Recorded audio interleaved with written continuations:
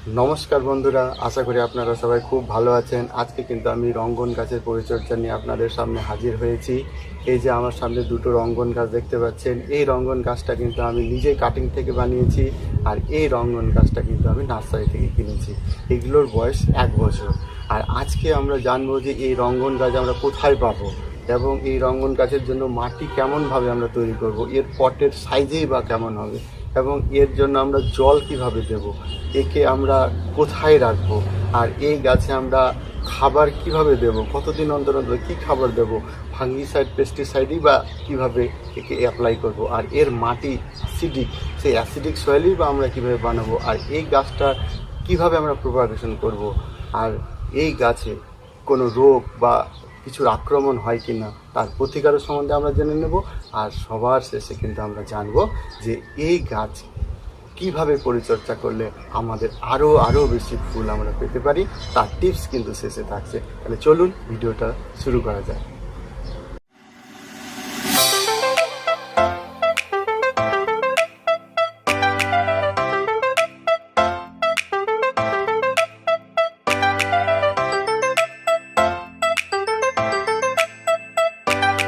রঙ্গন বা একজোড়া গাছকে বাংলায় বলে রুক্মিণী, আর ইংরেজিতে বলে বার্নিং লাভ। অসামান্য সুন্দর দেখতে এই রঙ্গন ফুলগুলি বছরের অধিকাংশ সময়ই আমাদের ফুলের বাগানকে আলোকিত করে রাখে। তাই বন্ধুরা, আপনাদের ছাদ বাগানে এই রঙ্গন গাছ থাকবে না সেটা হতেই পারে না। কষ্ট সহিষ্ণু বহু বর্ষজীবী এই রঙ্গন গাছের ফুল প্রায় 20 থেকে 25 দিন পর্যন্ত সতেজ থাকে। এই গাছের ফুলে গন্ধ তেমন না থাকলেও ফুলে কিন্তু মধু থাকে পরিপূর্ণ। তাই এই ফুলে প্রজাপতিদের আনাগোনা লেগেই থাকে। এই গাছ একবার টবে প্রতিস্থাপন করলে প্রায় 3 বছর এর রিপোর্টিংয়ের আর দরকার হয় না। এই গাছে প্রায় সারা বছর ফুল আমরা দেখতে পাই। তবে গরমের শুরু থেকে শীতের আগে পর্যন্ত এই গাছের ফুল ফোটার প্রবণতা বেশি থাকে ও বাকি সময় ফুল দেওয়ার পরিমাণ কমে যায়। রঙ্গন গাছের ফুল সাধারণত লাল হয়, তবে আমরা হলুদ, সাদা, গোলাপি ও কমলা রঙেরও ফুল প্রচুর পরিমাণ দেখতে পাই। প্রথমে আসি, এই গাছ আমরা কোথায় পাবো। এই গাছ আমরা সাধারণত কাটিং থেকে গ্রো হয়, যেহেতু এই গাছ আমরা কাটিং থেকেও গ্রো করতে পারি। আর যদি কাটিং থেকে গ্রো না করি তাহলে আমরা নার্সারি থেকে এই গাছ আমরা পেয়ে যেতে পারি, অনেক রকম ভ্যারাইটিস পেয়ে যেতে পারি। আর আপনারা যদি নার্সারি থেকে না আনেন তাহলে অনলাইন থেকেও আজকাল প্রচুর গাছ আপনার বাড়িতে বসেই পেয়ে যেতে পারেন। সেই ক্ষেত্রে আপনারা যেটা অপশন মনে করবেন ভালো সেটা আপনারা চুজ করতে পারেন। এবার আসি এই গাছের পট সিলেকশন, অর্থাৎ এই গাছটির পটের সাইজ কেমন হবে। সাধারণত যখন আমরা কাটিং থেকে গাছটা গ্রো করি তখন কাটিংয়ের পর এটাকে 4 ইঞ্চি পটেই বসালেই যথেষ্ট, এবং আস্তে আস্তে গাছের সাইজ অনুযায়ী সেটা 6 ইঞ্চি, 8 ইঞ্চি, 10 ইঞ্চি, 12 ইঞ্চি পর্যন্ত টবে আমরা বসাতে পারি। আর নার্সারি থেকে গাছ আনলে আপনারা গাছের সাইজ অনুযায়ী, যদি গাছের সাইজ বড় হয় সেক্ষেত্রে আপনারা 6 ইঞ্চি বা 8 ইঞ্চি পটে সেটা বসাতে পারেন। আর এই গাছের গ্রোথ, কিছু গাছের গ্রোথ, এই গাছের গ্রোথ খুব স্লো, আর এই গাছের গ্রোথ কিন্তু খুব বেশি, অর্থাৎ সেই হিসেবে গাছের যে কোয়ালিটি, কোন টাইপের গাছ, সেই হিসাবে আপনারা আপনাদের পটটা সিলেকশন করবেন। এবার আসি সয়েল মিক্সচার। নার্সারি থেকে গাছটা আনলাম বা কাটিং তৈরি করলাম, এবার সেই ক্ষেত্রে কী রকমের মিডিয়া দরকার, কীরকম সয়েল তৈরি করব। এক্ষেত্রে আমি আমার যে এই গাছটির জন্য যে আমি সয়েল মিডিয়া ব্যবহার করেছি, সেক্ষেত্রে আমি 30% দিয়েছি গার্ডেন সয়েল, বালি দিয়েছি 25% কম্পোস্ট দিয়েছি 25%, কোকোপিট দিয়েছি 20%, হাড় গুঁড়ো 2 চামচ, আর 1 মুঠো নিমখোল এই গাছের জন্য আমি ব্যবহার করেছি। এবার এইভাবে ভালো করে সব কিছু নিয়ে মিশিয়ে নিয়ে এবার আমরা সেটা পটে প্রতিস্থাপন করব। এবার এই গাছে আসি যে এই গাছটি প্রতিস্থাপনের সঠিক নিয়ম কী। এই গাছটা প্রতিস্থাপনের জন্য ওয়েল ড্রেন্ড মাটি দরকার। আমরা সাধারণত জানি যে কোনো টবেই যখন আমরা গাছ প্রতিস্থাপন করি সেক্ষেত্রে কিন্তু আমাদের ওয়েল ড্রেন্ড মাটি দরকার। এবার আসি এই গাছটি আমরা কোথায় রাখবো। আমরা যদি এই গাছটি প্রতিস্থাপন করি, প্রতিস্থাপনের পর কিন্তু এই গাছটা আমরা 2-3 দিন ছায়াতে রাখবো, তারপর এই গাছটা আস্তে আস্তে আমরা রোদে প্রতিস্থাপন করবো, অর্থাৎ রোদে রাখবো।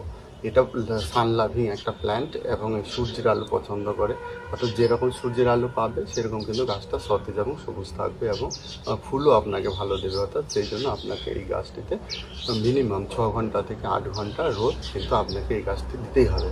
তাহলে এমন একটা জায়গায় এই গাছটা আপনারা রাখবেন যেখানে কিন্তু 6 থেকে 8 ঘন্টা মিনিমাম যেন রোদ আসে। সারাদিন যদি রোদ পায় তাহলে এই গাছটা কিন্তু খুব ভালো, গাছটা সতেজ থাকবে এবং সবুজ থাকবে এবং ফুল আপনাকে ভরিয়ে দেবে। আর বিশেষ করে যখন গ্রীষ্মকাল সামার সিজনে কিন্তু যখন প্রচণ্ড রোদ হয় সেই সময় কিন্তু আমরা গাছটিকে সেমি শেডে রেখে দেবো, নাহলে কিন্তু এর পাতাগুলো ব্রাউন হয়ে যাবে। অর্থাৎ আমাদের সবসময় রোদে রাখবো, কিন্তু মেনলি যখন গ্রীষ্মকাল আসবে, যখন টেম্পারেচার 45 ডিগ্রি বা 40 ডিগ্রির উপরে থাকে, সেই সময় কিন্তু এই গাছটিকে আমরা অবশ্যই সেমি শেডে রাখবো। এবার আসি এই গাছটিকে আমরা কিভাবে জল দেব। এই গাছটিকে জল দেওয়ার একটা নিয়ম হচ্ছে, মানে সব গাছেরই যেটা আমরা নিয়ম দেখি যে এর গোড়া যতক্ষণে না শুকিয়ে যাচ্ছে ততক্ষণে কিন্তু এই গাছকে আমরা জল দেবো না। আবার বেশি শুকাতেও দেবো না, কারণ এই গাছ বেশি ড্রাইনেস পছন্দ করে না এবং খুব বেশি এই মাটি স্যাঁতস্যাঁতে থাকবে সেটাও এটা পছন্দ করে না। অর্থাৎ একটা ময়েস্ট এই গাছটিকে সবসময় দিয়ে রাখতে হবে। অর্থাৎ জল দেওয়ার ক্ষেত্রে আমরা এই গাছটিকে খুব বেশি ড্রাইও করবো না আর খুব বেশি জলও দেবো না। এবার আসি এই গাছে খাবার কীভাবে দেব। সারা বছরের পরিচর্যা আমরা কিভাবে করব খাবার দিয়ে। আমি যেভাবে গাছগুলোকে পরিচর্যা করি, অর্থাৎ এই গাছে আমি 15 দিন অন্তর আমি খোল পচা জল দিই এবং 15 দিন অন্তর আমি সবজি পচা জল দিই। আবার 15 দিন অন্তর আমি সবজি পচা যে সারটা হয় সেই সারটা আমি এখানে ব্যবহার করি এবং 1 মাস অন্তর অন্তর আমি গোবর সার ব্যবহার করি, আর 2 মাস অন্তর আমি হাড় গুঁড়ো ব্যবহার করি, আর মাঝে মাঝে আমি এখানে কলার খসার যে জল সেই কলার চিল্কার জল আমি এখানে কিন্তু ব্যবহার করে থাকি। আর বর্ষাকালে সেরকম খাবার দিতে হয় না। বর্ষাকালে যখন খুব বৃষ্টি হয় সেই সময় কিন্তু আমরা গাছে কোনো খাবার দেব না। আর শীতকালে যেই সময় এই গাছটি সেরকম ফুল দেয় না সেই সময় কিন্তু গাছে আমরা সেরকম খাবার ব্যবহার করব না। অর্থাৎ মাসে একবার কোনো একটা কিছু ব্যবহার করলেই এই গাছের জন্য যথেষ্ট। এবার আসি ফাঙ্গিসাইড আর পেস্টিসাইড এই গাছের জন্য আমরা কিভাবে ব্যবহার করব, কতদিন অন্তর অন্তর ব্যবহার করব। এই গাছের সেরকম কোনো প্রবলেম হয় না। আপনারা যদি নিম তেল স্প্রে করে থাকেন তাহলে দেখবেন যে কোনো পোকামাকড় কিন্তু এই গাছে আক্রমণ করে না। তো আমরা মোটামুটি একটা নিম তেলটা বর্ষাকালের দিনে সাধারণত 15 দিন অন্তর অন্তর এর পাতায় আমরা নিম অয়েলটা আমরা স্প্রে করব। আর বর্ষার বাকি অন্য সময়ে আমরা 1 মাস অন্তর নিম অয়েলটা ব্যবহার করলে এই গাছের জন্য কিন্তু যথেষ্ট। আর ফাঙ্গিসাইডের ব্যাপারটা হচ্ছে একই রকম আসছে। ফাঙ্গিসাইডটা আমরা বর্ষাকালে কিন্তু 7 দিন অন্তর অন্তর ব্যবহার করতে পারলে খুব ভালো, আর না হলে আমরা 15 দিন অন্তর বা 10 দিন অন্তর কিন্তু ফাঙ্গিসাইড এই গাছের জন্য ব্যবহার করব। আর বর্ষা পেরিয়ে গেলে ফাঙ্গিসাইডের সেরকম কিছু প্রয়োজন নেই, কিন্তু আমরা তাও মাসে বা 1.5 মাসে একবার হলেও এই গাছে আমরা ফাঙ্গিসাইড ব্যবহার করব। এবার আসি প্রোপাগেশন এবং মাল্টিপ্লাই এই গাছে কী করে করব। এই গাছের কাটিং থেকে কিন্তু অনায়াসে আপনারা বাড়িতে চারা তৈরি করতে পারবেন। আমার এই গাছটি দেখতে পাচ্ছেন, এটা কিন্তু মোটামুটি 1 বছর আগে আমি একটা কাটিং নিয়ে এসেছিলাম, একটা ডাল 6 ইঞ্চির ডাল এনে কিন্তু ওটা আমি জলে রেখেছিলাম। সেখান থেকে কিন্তু আমি অনায়াসে 1 মাসের মধ্যে অনেক রুট পেয়ে গেছিলাম এবং গাছটি প্রতিস্থাপনের সঙ্গে সঙ্গে কিন্তু আমি এই গাছ থেকে ফুল পেতে শুরু করি। যদিও 6 মাসে এই গাছটি ডেভেলপ হয়নি, কিন্তু 6 মাস পর গাছটি কিন্তু খুব তাড়াতাড়ি এত বড় হয়ে গেল। আর এই গাছটি আমি নার্সারি থেকে এনেছিলাম। এই গাছটি থেকেও কাটিং খুব অনায়াসে আপনারা কাটিং থেকে চারা তৈরি করতে পারেন এবং এই কাটিং তৈরি করার বেস্ট সময় হচ্ছে কিন্তু রেইনি সিজনে। আপনারা অনায়াসে এই গাছ থেকে কিন্তু কাটিং থেকে চারা তৈরি করতে পারেন। আর এই কাটিং থেকেই আপনারা এই গাছ থেকে একটা থেকে আরও অনেকগুলো চারা কিন্তু বাড়িতে বসেই অনায়াসে করতে পারেন, যেটা আপনি নার্সারিতে গেলে কিন্তু অনেক টাকার দাম দিয়ে আপনাকে এই গাছ কিনতে হবে। আর সেখানে যদি আপনি নিজে কাটিং তৈরি করতে জানেন সেখানে কিন্তু অনায়াসেই বাড়িতে বসেই 6 মাসেই একটা এত বড় গাছ পেয়ে যাবেন যেখানে এত সুন্দর ফুল ফুটতে থাকবে। এবার আসি প্রুনিং। এই গাছে আমরা প্রুনিং কিভাবে করব। আর সাধারণত হার্ড প্রুনিং আমরা এই গাছটা যখন ফ্লাওয়ারিং সিজন শেষ হয়ে যাবে, অর্থাৎ শীতকালের আগে আগে অক্টোবর নভেম্বরের দিকে, তখন এই গাছটিকে কিন্তু আমরা হার্ড প্রুনিং করে দেবো। আর চাইলে সেই সময় কিন্তু এই গাছটিকে আমরা রিপোর্টও করে দিতে পারি। আর সারা বছর কিন্তু এই গাছটিতে ছোট ছোট আপনাকে প্রুনিং করতে হবে। যেমন এই যে দেখতে পাচ্ছেন এখানে ফুল শেষ হয়ে গেছে, এইখানে কিন্তু এই ফুল শেষ হয়ে যাওয়া ডালটাকে কিন্তু আমরা একটু গোড়া থেকে কেটে দেবো, যাতে কী হয় এখান থেকে আবার নতুন ডালপালা বেরোতে পারে। আর হার্ড প্রুনিং আমরা বছরে একবারই করবো, একবার করলেই গাছটির সাইজ ঠিকঠাক চলে। এই গাছটা দেখতে পাচ্ছেন, এই গাছটা আমি নার্সারি থেকে এনেছিলাম, হার্ড প্রুনিং করিনি, 1 বছরের মতো বয়স, কিন্তু তাও গাছটির সাইজ খুব বুশি, দেখতেই পাচ্ছেন। আর এই যেই গাছগুলোতে, যে ডালগুলোতে ফুল হয়ে যাবে, ফুল হয়ে যাওয়ার পর কিন্তু ওইখান থেকে আপনি ডালটা কেটে দিবেন, যেন এর থেকে আরও অনেকগুলো নতুন ডাল বেরোতে পারে। এবং যত ডাল বেরোবে আপনি জানেন তত বেশি কিন্তু আপনার গাছে ফুল আসবে। এবার আসি এই গাছে রোগ এবং তার প্রতিকার। এই গাছে সাধারণত সেরকম কোনো রোগ চোখে পড়ে না। এখানে সাধারণত অ্যাফিডস বা স্কেল জাতীয় অনেক পোকা মাকড় অনেক সময় এই গাছে আক্রমণ করে। সেক্ষেত্রে আপনারা যাতে নিম অয়েল বা পেস্টিসাইডটা আপনারা নিয়মিত ব্যবহার করে থাকেন, তাহলে কিন্তু সেই সমস্যাটা আপনাদের থাকবে না। মাঝে মাঝে এই গাছের পাতায় কিন্তু অনেক সময় ডার্ক স্পট আপনি দেখতে পাবেন। যখনই ডার্ক স্পট দেখতে পাবেন সেই ক্ষেত্রে কিন্তু আপনাকে বুঝতে হবে যে এই গাছের যে প্রাইমারি যে মাইক্রোনিউট্রিয়েন্ট, সেই মাইক্রোনিউট্রিয়েন্ট যেরকম ম্যাঙ্গানিজ এবং আয়রন, সেই দুটোর কিন্তু এখানে গাছের মধ্যে ঘাটতি আছে। সেক্ষেত্রে আপনাকে কিন্তু সেই আয়রন এবং ম্যাঙ্গানিজের ঘাটতি আপনাকে পূরণ করার ট্রিটমেন্ট করতে হবে। এবং আপনি মাঝে মাঝে দেখবেন যে আপনার গাছের পাতা কিন্তু অনেক সময় হলুদ হয়ে যাচ্ছে এবং সেটা ঝরে পড়ে যাচ্ছে।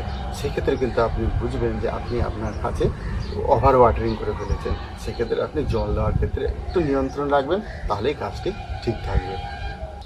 আবার অনেক সময় দেখবেন এর কিন্তু গাছের যে পাতাগুলোর যে ডগা, সেখানে কিন্তু দেখবেন যে আপনার অনেক সময় ব্রাউন হয়ে যাচ্ছে।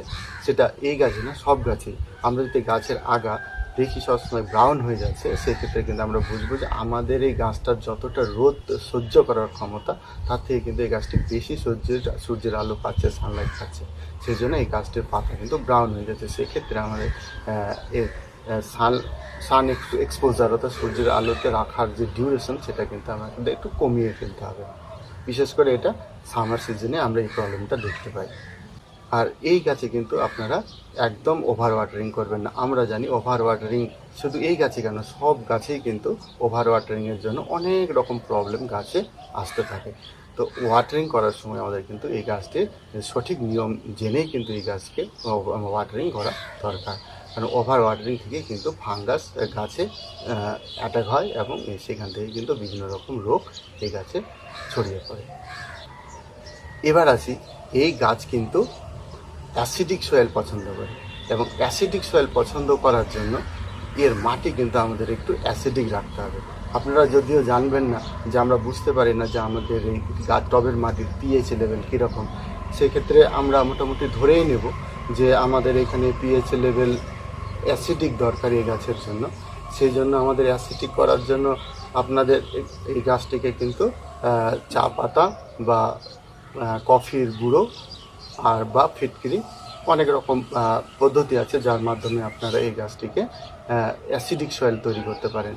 আমি একটু টিপস আপনাদের বলে দিচ্ছি কীভাবে আপনি অ্যাসিডিক সয়েল করবেন। আপনি ধরুন চা পাতা, 1 চামচ চা পাতা নিয়ে নেবেন, বা 1 চামচ কফি নিয়ে নেবেন, বা মোটামুটি 10 গ্রামের মতো ফিটকিরি নিয়ে নেবেন, যে কোনো একটা। সেক্ষেত্রে একটা গ্লাস, স্ট্যান্ডার্ড সাইজের যে গ্লাস, সেই 1 গ্লাস জলে আপনি সেটা মোটামুটি 12 ঘন্টা ডুবিয়ে রাখবেন, ভিজিয়ে রাখবেন। যেমন চা পাতা আপনি 12 ঘন্টা ভিজিয়ে রাখলেন, তারপর দিন অর্থাৎ 12 ঘন্টা পর সেইটা ছেঁকে একটা 1 লিটার জলে ঢালবেন।